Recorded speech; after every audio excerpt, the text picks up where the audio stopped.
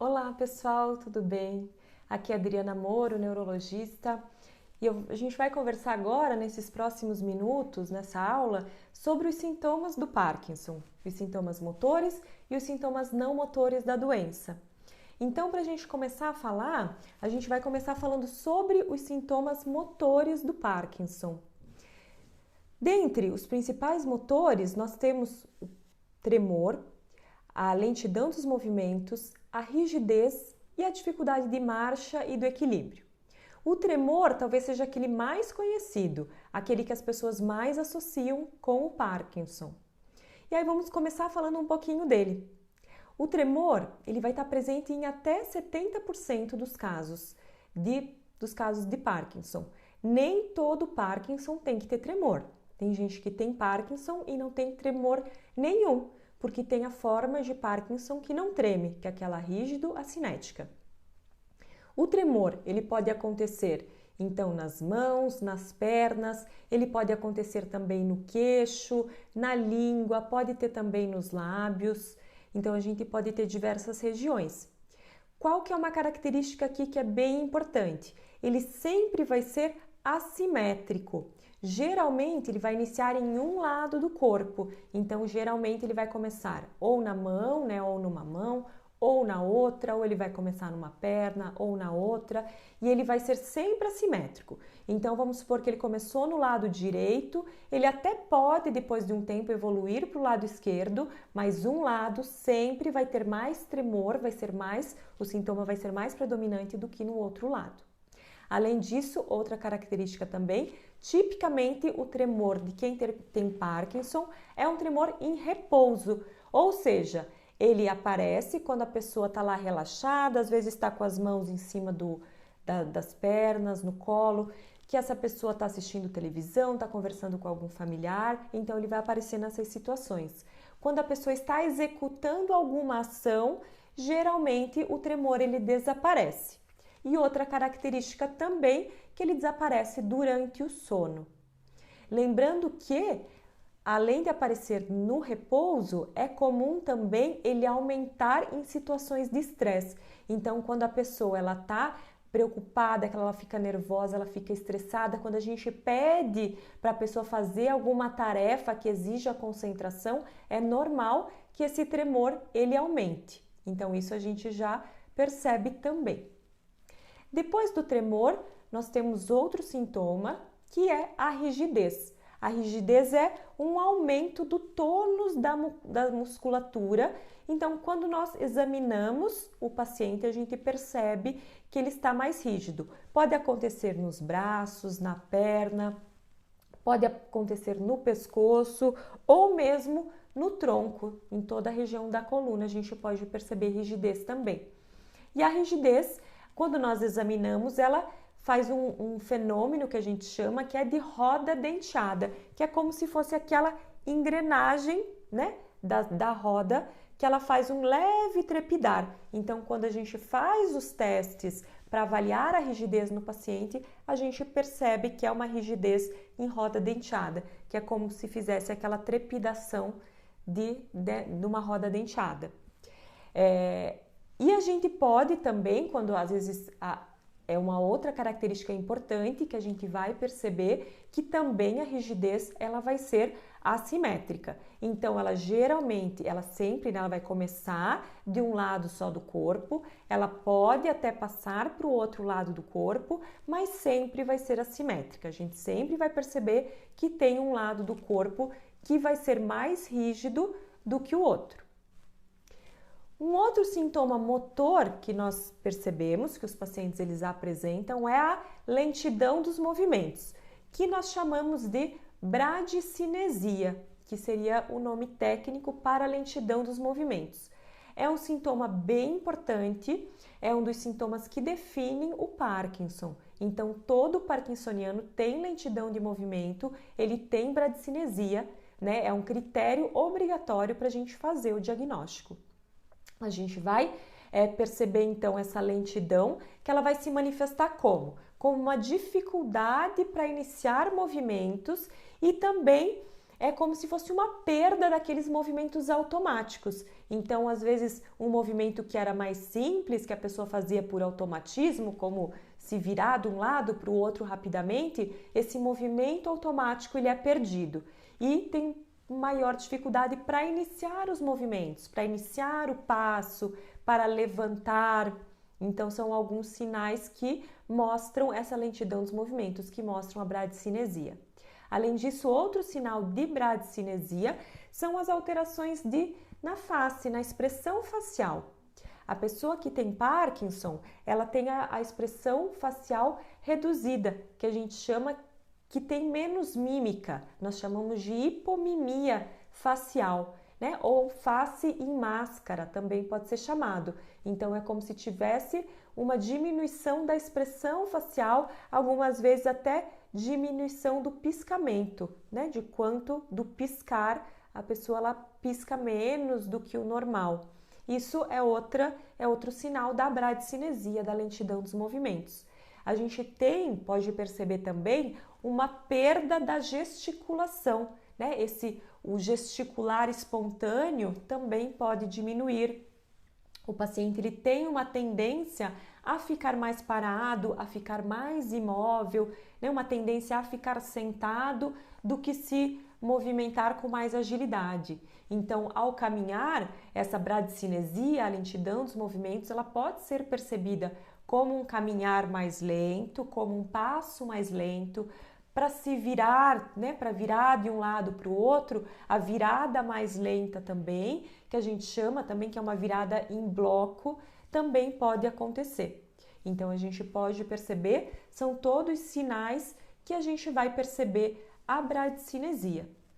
Outros sinais de bradicinesia também, né, de lentidão dos movimentos. A micrografia, que é a alteração da letra. A letra ela fica pequena, ela fica pequenininha. Isso às vezes pode ser um dos primeiros sinais do Parkinson, pode ser uma das primeiras coisas que a pessoa pode perceber que a sua letra mudou e que a sua letra ficou pequena. Algumas vezes, quando a gente pede para o paciente até escrever, né, escreva uma frase por várias vezes. No começo, a letra ela pode até ser normal, mas depois, conforme o paciente ele vai cansando, vai tendo essa fatigabilidade, a letra ela vai ficando menor. Então, às vezes vai escrever uma frase longa, o começo da frase está normal e depois a letra vai diminuindo. Isso é micrografia. Antigamente, quando a gente costumava usar talão de cheque, era comum a gente ver que uma queixa que o paciente então ele trazia, ele falava assim, olha, eu emiti o meu cheque e voltou, porque o banco não aceitou a minha assinatura. Por quê? Porque a assinatura mudou, ficou menor, ficou diferente, às vezes ficou com mais garrancho. Então era uma queixa que a gente costumava ver com alguma frequência na época que a gente usava talão de cheque. Mas a gente vê ainda, né, a micrografia, essa alteração da letra se expressando de outras formas, né, em outras ações do cotidiano, do dia a dia. Outros sinais dessa lentidão dos movimentos, alteração também da voz e da deglutição. Então, a voz ela pode ficar mais baixa, né, a gente chama isso de hipofonia, uma voz mais baixa, e também acontecer dificuldades para engolir. Quando a pessoa vai engolir, ela pode ter engasgo mesmo com líquidos ou com sólidos, com alimentos mais duros. Isso a gente chama de disfagia, que é essa dificuldade para engolir. Por consequência da disfagia, dessa dificuldade para engolir, pode-se acumular saliva na boca. E aí fica aquela salivação excessiva que por vezes até pode acontecer de escorrer um pouquinho pelo canto da boca. Não é porque o parkinsoniano ele produz saliva a mais. A produção da saliva é normal, é igual como era antes. Mas ele tem dificuldade para engolir a saliva pela lentidão da musculatura que é responsável pela deglutição. Essa musculatura fica mais lenta, então a saliva ela fica acumulada na boca. Algumas vezes esse sintoma de lentidão de movimento, da bradicinesia, ele é percebido pelo paciente como fraqueza. Então, não é infrequente a gente receber os pacientes no consultório com uma queixa de estarem fracos, uma sensação de estar com a perna fraca, de não conseguir caminhar porque sente fraqueza na perna, quando na verdade é essa bradicinesia, que é a lentidão dos movimentos. Outro sintoma que a gente percebe também, que é um sintoma motor, que também pode acontecer, é em relação à postura. Então, a rigidez que o parkinsoniano tem, ela pode provocar uma postura que ela é característica, que é uma ligeira flexão do tronco, a cabeça, né, e o pescoço e o tronco inclinado para frente. Pode ter um pouquinho de flexão mesmo dos braços, um pouquinho de flexão das pernas, mas caracteristicamente essa flexão, né, o tronco que ele fica mais curvado, fazendo o que a gente chama de uma cifose, né, essa curvatura do tronco e às vezes da região cervical. Outro sintoma motor que também pode acontecer é a instabilidade postural, que é a dificuldade de equilíbrio. Então, a pessoa que tem Parkinson pode sentir essa dificuldade de equilíbrio, algumas vezes pode ter até algumas quedas, mas pode perceber, então, no dia a dia, essa dificuldade, né, às vezes, de desequilibrar. Como que a gente avalia isso? É importante a gente avaliar a instabilidade postural, essa dificuldade de equilíbrio, justamente pelo risco de quedas, né? Que acaba sendo um problema muito grande. A gente, nos exame clínico, nos testes clínicos, a gente faz o teste do puxão. Então, a gente avalia quando o paciente ele fica parado, né? Fica em pé, com os pés alinhados com os ombros, e a gente dá um puxão forte e rápido para trás. É normal dar até 2 passos para trás para a pessoa tentar se equilibrar, mas se nesse teste do puxão o paciente ele der mais do que 3 passos para trás ou por vezes mesmo cair, a gente sabe, com isso a gente confirma que o equilíbrio ele vai estar afetado. Então a gente tem que fazer, né, tratamento específico para melhorar o equilíbrio, para diminuir o risco de quedas. Outro sintoma motor também que nós observamos que pode estar presente são as alterações da marcha, do caminhar. Então, como eu falei, pela lentidão dos movimentos, a marcha ela pode estar lentificada, os passos eles podem ficar mais curtos. Quando a pessoa ela vai virar para se virar de um lado para o outro, essa virada também ela pode ser mais lenta e algumas vezes em bloco. Então essa virada não é tão automática como costumava ser anteriormente. E a gente tem algumas alterações da marcha que são bem características do Parkinson e elas podem ser muito incômodas quando o paciente apresenta elas, que é o que a gente chama de congelamento da marcha, ou freezing of gait, né? Freezing da marcha, que significa congelamento da marcha. Como que é isso? Parece que o parkinsoniano ele relata que parece que os pés eles ficam grudados no chão.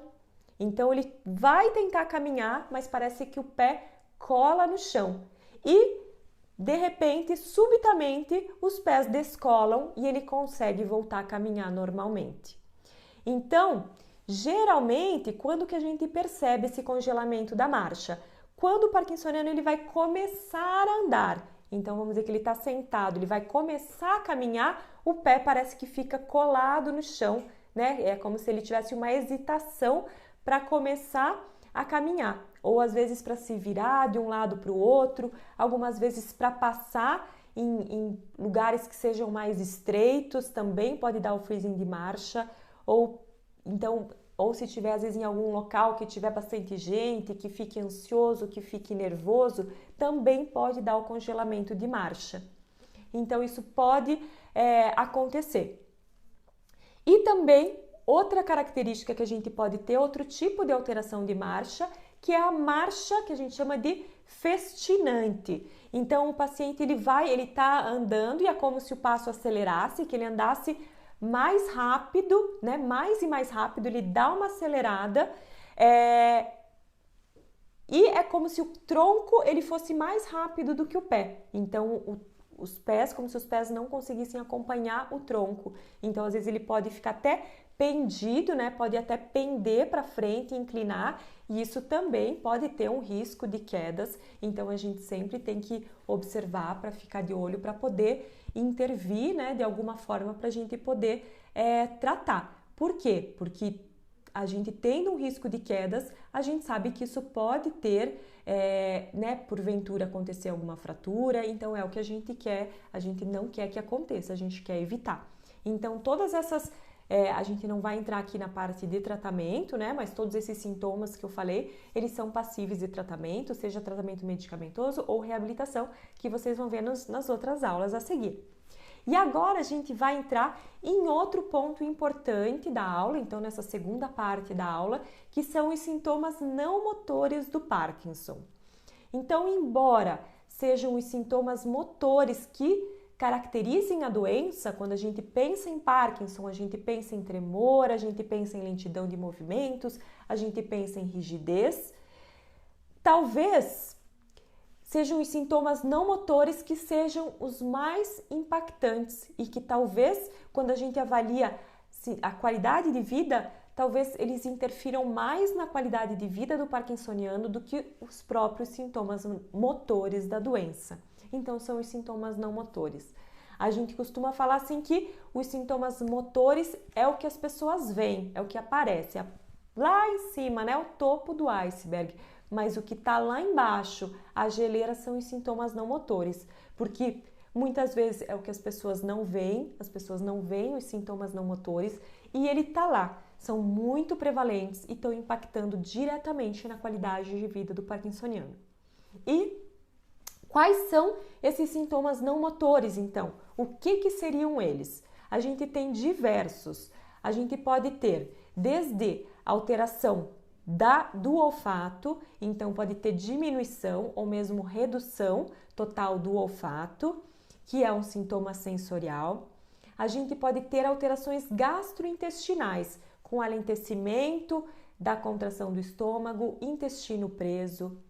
Alterações da parte de humor e de memória, com depressão, podemos ter alterações de memória relacionadas então a esquecimentos. A gente pode ter alterações urinárias com urgência para urinar, podemos ter distúrbios do sono com insônia, podemos ter fadiga. Eu vou falar um pouquinho agora então sobre cada um deles. Então são vários sintomas não motores.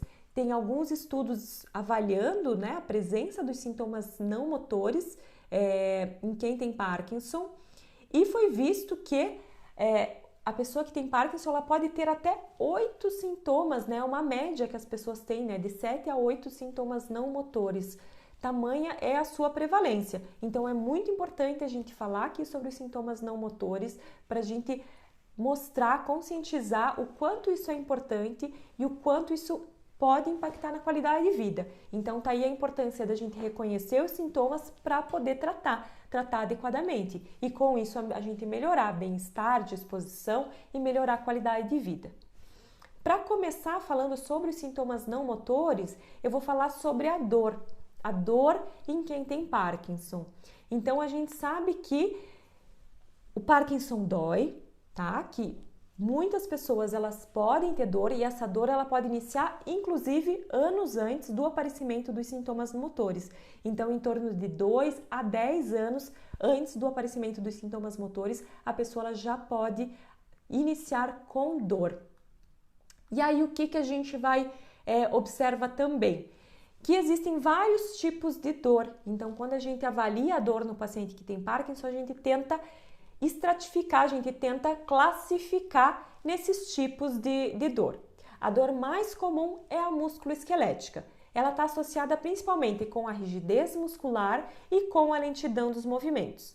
Também essa dor pode acontecer pelas alterações posturais que eu comentei, do tronco ficar mais curvado. Então, isso também pode ser uma alteração de dor. E aí, nesse caso, a dor lombar, então, vai ser a mais comum.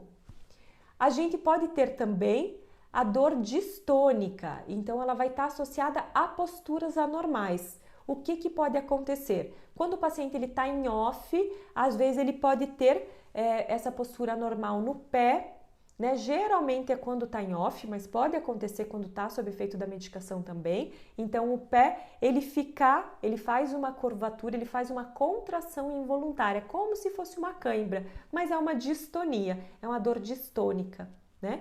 Isso aí, às vezes a gente ajusta a medicação parkinsoniana para a gente ter um alívio dessa dor. E aí a gente consegue ter um benefício, ter um alívio dessa dor. Outro tipo de dor em quem tem Parkinson, então o terceiro tipo, é a dor neuropática. Ela vai estar localizada em um território de um nervo, né, ou de uma raiz de um nervo. Então ela pode ser por compressão, né? Por exemplo, faz uma compressão de uma raiz no nervo na região lombar, né? Como se fosse aquela dor do ciático, que é bem conhecida. Então é uma dor neuropática, a gente vai tratar com medicações específicas. Outro tipo de dor, a gente chama de dor central ou dor primária. Ela está relacionada ao próprio Parkinson, lá pela falta de dopamina mesmo que tem no cérebro, e isso faz com que a pessoa ela tenha essa sensibilidade maior à dor e comece a ter dor. Essa dor geralmente a gente identifica quando está passando o efeito do remédio. Então a pessoa tomou o antiparkinsoniano, quando o efeito do remédio está diminuindo, essa dor ela aparece. E aí quando toma o remédio de novo, essa dor melhora. Então é uma dor central relacionada ao próprio Parkinson. E um outro tipo de dor, que não seria nem tanto dor, mas é pela classificação de Ford, que ele classifica nesses 5 tipos, que a gente chama de acatesia, que é uma inquietação, né? Mais um desconforto das pernas, é uma inquietação, uma dificuldade de ficar parado e algumas vezes até com sensação de dor nas pernas, daí seriam nas 2 pernas. A gente chama isso de acatesia e geralmente esse tipo de dor, de desconforto melhora quando a gente trata com os antiparkinsonianos. E aí o que a gente vai fazer? Como que a gente vai observar para tentar classificar? Como que essa dor se apresenta? Para a gente tentar ver qual tipo de dor que o parkinsoniano apresenta. Então, se a dor aparece só quando está no off, que passou o efeito do remédio, ou se ela aparece quando está sob efeito de remédio também, então a gente vai observar. Ou se tem algum ponto específico de dor, por exemplo, dói apenas a região lombar, ou dói só quando o caminho está sentado, a gente observa todas essas características da dor, para a gente poder definir exatamente qual é, para poder tratar. E aí aqui tem um ponto bem importante que em torno de 30 a 40% dos pacientes têm mais de um tipo de dor. Então eu falei aqui de 5 tipos, mas não é que a pessoa vai ter só um, ou tem que necessariamente ter só um. Então em torno de 30 a 40% das pessoas podem ter mais de um tipo de dor. Ou seja, pode ter a dor do Parkinson mesmo, que a gente chama de dor central, junto com uma dor osteomuscular, por exemplo, que é aquela dor relacionada à alteração da postura, né? De ficar curvado para frente. Às vezes tem alguns pacientes que ficam curvado para o lado também. Isso gera dor. Então a pessoa pode ter mais de um tipo. E além disso, além desses 5 tipos de dores, a pessoa ela pode ter dores por outros motivos. Por um motivo ortopédico, por exemplo, pode ter uma artrose, né? Que já está associada com a idade. Pode ter uma tendinite, então pode ter outros fatores que também causem dor e que não estejam relacionados ao Parkinson. Outro ponto aqui para lembrar também é em relação à depressão, que é muito comum em quem tem Parkinson, e quem tem depressão tem uma sensibilidade maior à dor, então acaba sentindo mais dor também por conta da depressão. E aí como que a gente vai, então, a gente vai diagnosticar dor para poder tratar, né, com fisioterapia, com acupuntura, com a massoterapia, com atividade física regular, com acompanhamento nutricional também. A gente busca melhorar, tratar a depressão, tratar o sono, tudo isso a gente vai buscar para fazer o tratamento da dor. Então a gente tem também, além de medicações específicas que a gente vai fazer, ou tanto ajuste nos remédios do Parkinson, mas também medicações para a dor, né, de classes de medicamentos que vão atuar na dor, e a gente tem também a possibilidade da cirurgia, que a cirurgia do Parkinson, o implante de DBS, ele também pode ter uma melhora na dor do parkinsoniano. Então aqui foi o primeiro sintoma não motor do Parkinson, que é a dor. Agora a gente vai falar de outro sintoma não motor, que são os distúrbios do sono na doença de Parkinson. A gente tem vários distúrbios do sono que podem acontecer, então a gente pode ter a insônia, uma insônia tanto inicial, que é a dificuldade para começar o sono, uma insônia terminal, que é quando a pessoa consegue dormir rápido, mas acorda lá no meio da noite e não consegue mais dormir. Ou a gente pode ter uma insônia de manutenção, que a pessoa não consegue manter o sono, ela fica se acordando muitas e muitas vezes durante a noite. E aí com isso a gente pode ter a qualidade do sono prejudicada e um sono que não é reparador, ou seja, no dia seguinte a pessoa ela acorda cansada. O que pode, além disso, também estar relacionado ao sono? O distúrbio comportamental do sono REM.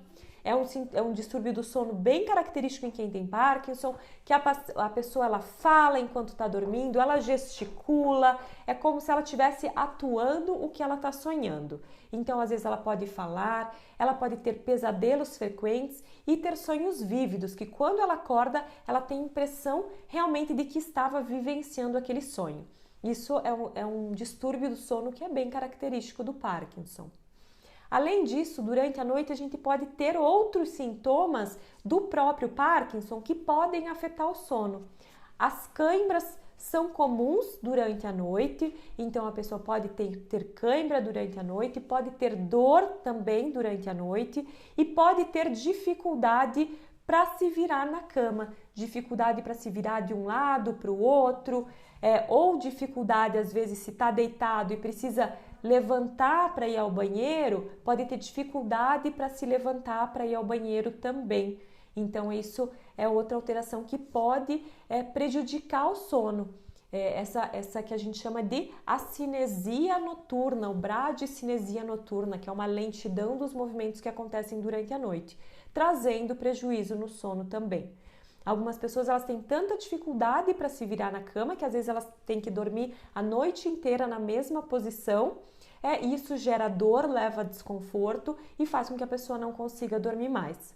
Ou outras pessoas, para se virar de um lado para o outro, às vezes o que antes fazia no automatismo, sem acordar, essa pessoa ela desperta. Às vezes ela tem que sentar para se virar para conseguir deitar do outro lado. Isso faz com que ela desperte e perca o sono. Então são vários fatores de várias formas que o sono ele pode estar afetado. E algumas delas, pode ser então pela falta de dopamina durante o sono. Aí com isso a gente ajustando a medicação, tanto em relação ao aporte de dopamina durante a noite, quanto medicações próprias para tratar o sono. Também a gente pode lembrar sempre da higiene do sono, da gente cuidar para deitar e levantar sempre nos mesmos horários, para evitar o uso de eletrônicos antes de dormir, para a gente evitar refeições pesadas antes de deitar, evitar consumir cafeína ou outras bebidas que sejam ricas em energéticos perto do horário de dormir, preferencialmente não consumir depois das 16 horas, fazer então um lanche leve antes de dormir. Algumas técnicas de relaxamento podem ajudar, então dessa forma a gente vai estar atuando para tentar melhorar o sono de quem tem Parkinson, porque a gente sabe que um sono que não seja bom, que não seja reparador, ele vai influenciar diretamente nos sintomas motores do dia seguinte. Outro sintoma não motor que eu vou falar aqui é sobre os problemas gastrointestinais. É um dos mais frequentemente relatados, ele pode estar presente então em torno de 60% dos pacientes que têm Parkinson, podendo até chegar a 80% em fases mais avançadas.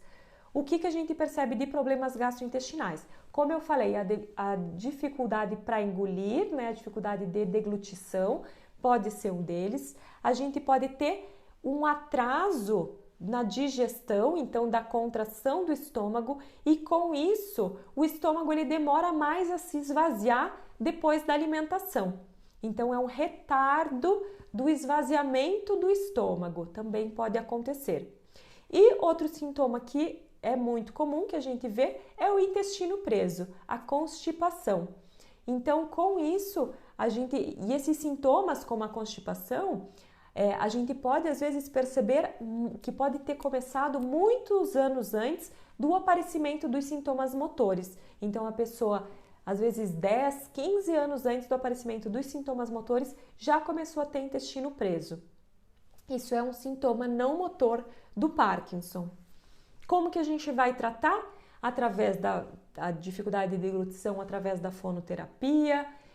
Então, terapia, né, com a fonoaudióloga, a gente vai conseguir melhorar.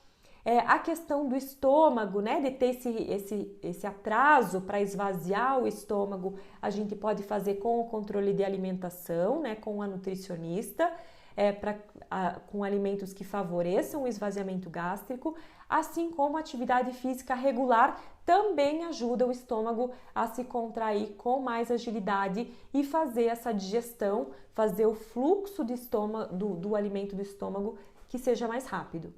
O intestino preso também, principalmente a alimentação rica em fibras e ingesta de líquido, que a gente vê bastante, que às vezes os pacientes têm essa dificuldade pela ingesta de líquido, e às vezes, né, com isso, a gente só ajustando já consegue ter uma melhora na constipação. Lembrar também da fisioterapia, do acompanhamento nutricional, então bem importante, e da atividade física regular para ajudar também essa questão do intestino, que às vezes só pela questão da movimentação da pessoa passar a se movimentar mais, o intestino ele passa a funcionar melhor. Vamos passar aqui para outro sintoma não motor muito frequente no Parkinson, que são os distúrbios psicológicos, a depressão. A depressão, ela pode afetar em torno de 40 a 60% dos pacientes. E também aqui é um sintoma não motor que pode começar muitos anos antes do aparecimento dos sintomas motores. Então, a depressão, às vezes, ela pode iniciar até 20 anos antes do aparecimento dos sintomas motores. Além disso, às vezes a pessoa até ela não tem aquela depressão clássica de ficar só chorando, mas ela pode ter um desânimo, uma apatia, de ficar mais introspectiva, um pouquinho mais calada, ter dificuldade para se expressar. Então, às vezes, isso pode, né, a depressão ela pode se manifestar dessa forma, como uma perda de vontade de fazer as coisas, uma perda da energia. A gente sabe que quando a pessoa ela recebe o diagnóstico do Parkinson, a gente passa, né, tem esse período de aceitação, com isso pode vir, assim, um período até de desânimo, mesmo de depressão, associado a essa fase de aceitação.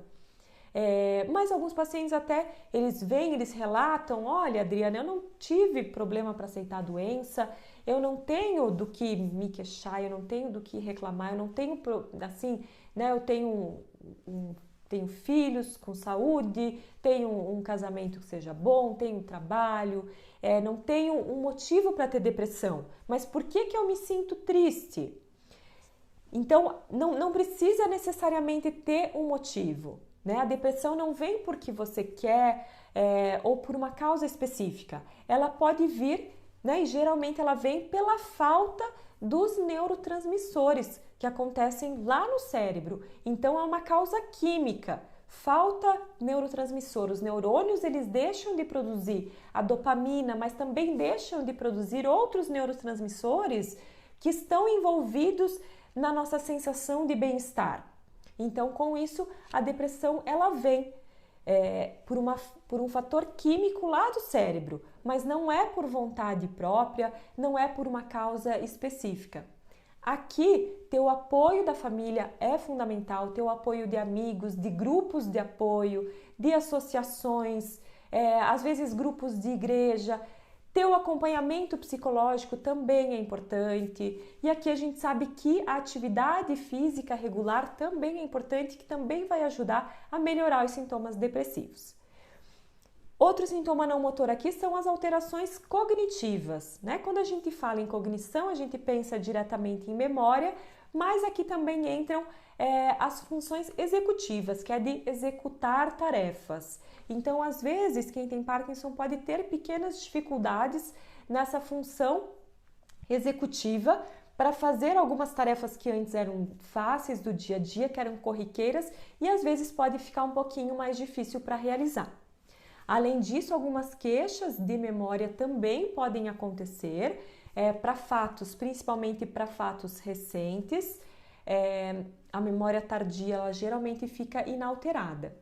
E aí, muitos pacientes perguntam, né, em relação à demência, quadros de esquecimentos, pode acontecer numa fase mais avançada da doença, mas não necessariamente, nem todos os pacientes eles vão chegar, né, precisam chegar em fases mais avançadas de perda de memória. E o que a gente procura? Realmente é prevenir, né, prevenir que não tenha essa perda de memória. Como? Através da alimentação, dietas específicas, como a dieta mediterrânea, através de exercício físico regular. A gente sabe que o cérebro ele tem a capacidade de formar novas conexões entre os neurônios na região do hipocampo, que é a nossa região da memória. Então é bem importante o exercício físico regular com cuidados na alimentação para a gente prevenir essa perda de memória. Então, além disso, tem alguns medicamentos que podem ser utilizados ou algumas suplementações. Aqui para a gente ir, já estamos encaminhando para o final da aula, falar um pouquinho sobre as questões de alterações urinárias, que a gente pode ter a bexiga neurogênica, que pode acontecer como uma urgência urinária. Então, assim que a bexiga de quem tem Parkinson, do parkinsoniano, ela pode fazer contrações que seriam até involuntárias, frente a pequenas quantidades de urina que cheguem na bexiga. E aí isso faz com que dê aquela vontade rápida de ir ao banheiro, que a pessoa ela tem que ir com agilidade até para não perder um pouquinho de urina na roupa. Isso a gente chama então de urgência urinária, que pode ser por conta de bexiga neurogênica do próprio Parkinson. Outra alteração que a gente pode apresentar, né, que pode perceber também, são alterações na pressão arterial, né, que a gente chama de hipotensão postural. Que o que é? Quando a pessoa ela se levanta, está sentada e vai levantar, ou está deitada e se levanta, acontece uma queda de pressão. A pressão ela baixa e demora um pouquinho mais para voltar ao normal. Isso também pode ser relacionado ao Parkinson e pode estar relacionado também ao próprio uso do medicamento. Então, a gente tem algumas medidas específicas que a gente vai adotar, como sempre, tá bem hidratado, com bastante ingesta de líquidos durante o dia, isso evita essas oscilações bruscas na pressão. Além disso, o uso de meia elástica compressiva também pode ajudar. Algumas vezes inclinar um pouquinho a cama, né, para o dormir, deixar a cama um pouquinho inclinada. E para casos que esses sintomas estão mais acentuados, também o uso de medicações específicas. Então, esses seriam os principais sintomas não motores que eu teria para falar nessa segunda parte da aula. E lembrar aqui, então, da importância da gente reconhecer todos esses sintomas não motores. Eu falo sempre que a gente tem que ter uma visão 360 graus do paciente que tem a doença de Parkinson. A gente tem que ter esse olhar integral para que em todas as consultas a gente aborde todos esses sintomas, né? Para que a gente busque, né, se esses sintomas estão presentes para poder tratar adequadamente e com isso a gente melhorar o bem-estar, melhorar a qualidade de vida do paciente e de toda a família que está envolvida. Então, para fechar, eu deixo aqui uma frase clássica do William Osler, que eu gosto muito, que fala que o bom médico, ele trata a doença, mas o grande médico, ele trata o paciente que tem a doença. Então, o nosso objetivo aqui é olhar o paciente de forma integral para tratá-lo como um todo. Se vocês tiverem alguma dúvida, eu fico à disposição, vocês podem me enviar. E eu espero que vocês tenham aproveitado e tenham gostado da aula. Um abraço a todos, obrigada mais uma vez pelo convite, foi um prazer a gente estar aqui juntos. Tchau, tchau!